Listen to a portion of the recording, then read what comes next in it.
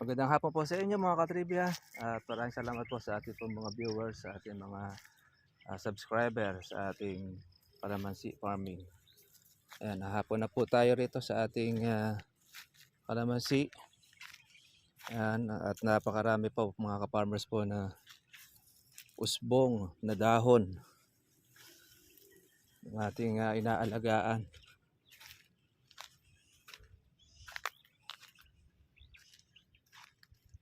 Yung mga bulaklak natin, yung ating bunga ay tayo na po ang magiging skip.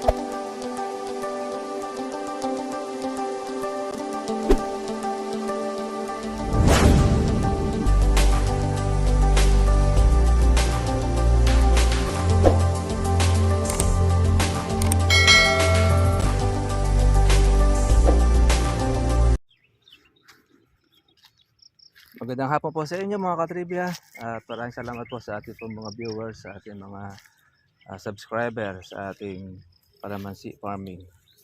Ayan, hapon na po tayo rito sa ating kalamansi. Ayan, at napakarami po mga ka-farmers po na usbong na dahon ng ating inaalagaan.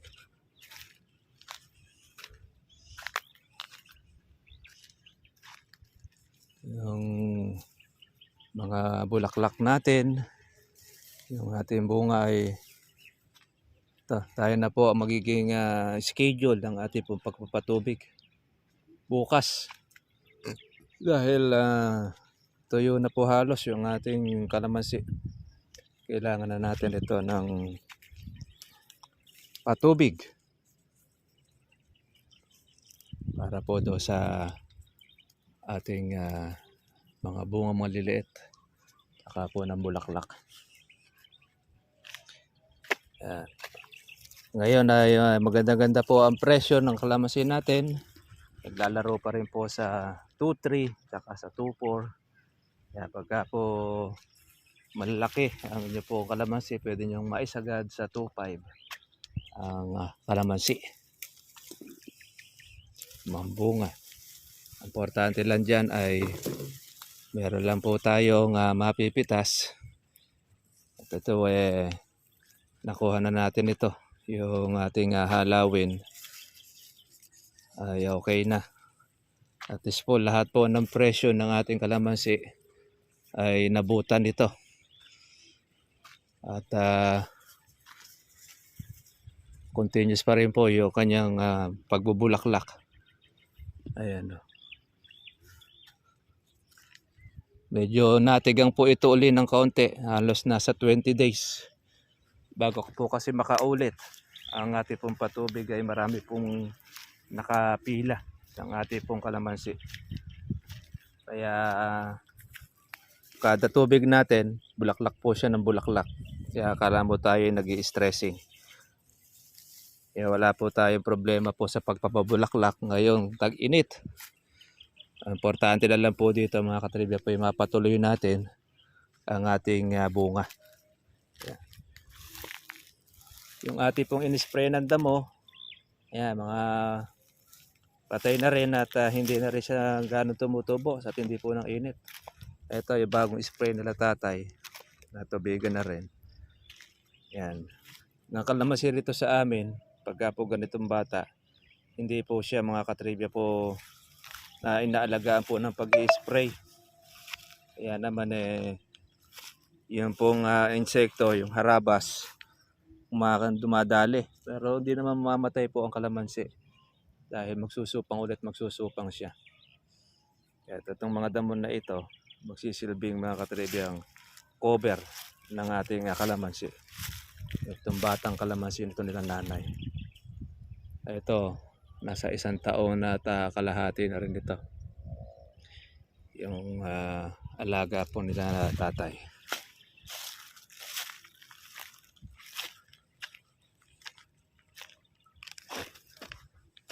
Sa kalamansi mga ka-farmers, ang sakit po sa tag-init, yung nagkukulay brown po ang kalamansi kagaya nito.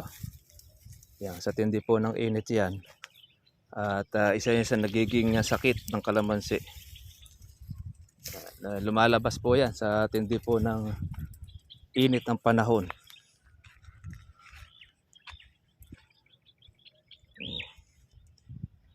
Ito ang ating kapitbahay, nalaglagan po ng bunga, sira din.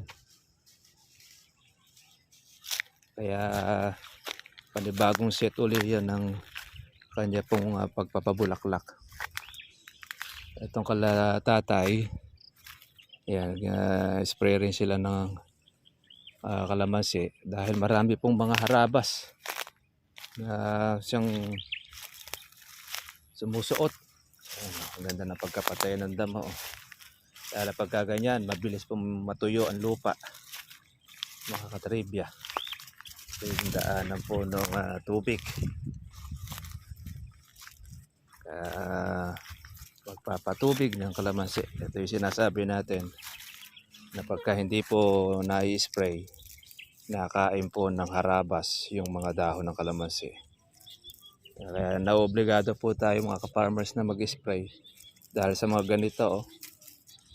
Pagka ito hindi naaabot ng gamot, so nandito yung mga uod. Dati kasi mga katribya, yung sa atin ay nagkaganito rin. Kung kasi chargeable po yung ating gamit, hindi po nababasa lahat. Nakaporma po yung mga harabas na mga maliliit. Kaya yung dahon ng atin nakain. Pero ngayon okay na siya dahil ayun, power spray na po yung ating ginagamit. Yung mga bulaklak naman po natin na ito, yun naman po ang ating sinesave sa ating kalamansi. Kaya tuloy-tuloy lang mga katribya. Ayan na, maganda na po yung dahon niya. Kaya lagi tinitingnan natin kung meron siyang uod para po siya yati po ma-applyan ng ating spray. Siyempre, importante dyan yung pong ating tubig. Sa patubig po natin, dapat po talaga ay regular sa tindi po ng init. Kaya lang, sa tindi naman po ng presyo ng kurudo, napakamahal, nagme-menos po tayo ngayon. Dahil halos mauubos po yung ating income pagka pumadalas po ang inyo pong magiging patubig. Pero baka sakali, mahagip tayo ng ulan, itong bagyo. Pwede lalo pong mas maganda. Ito dahil pong bulaklak nito. Sa loob din sa tindi po ng init ngayon ay diretso po ang paglabas ng bulaklak ng kalamansi. Napakasipag niya ng pagbibigay ng ating bulaklak. Yan, meron pa tayo namang mahahalaw pa rin naman.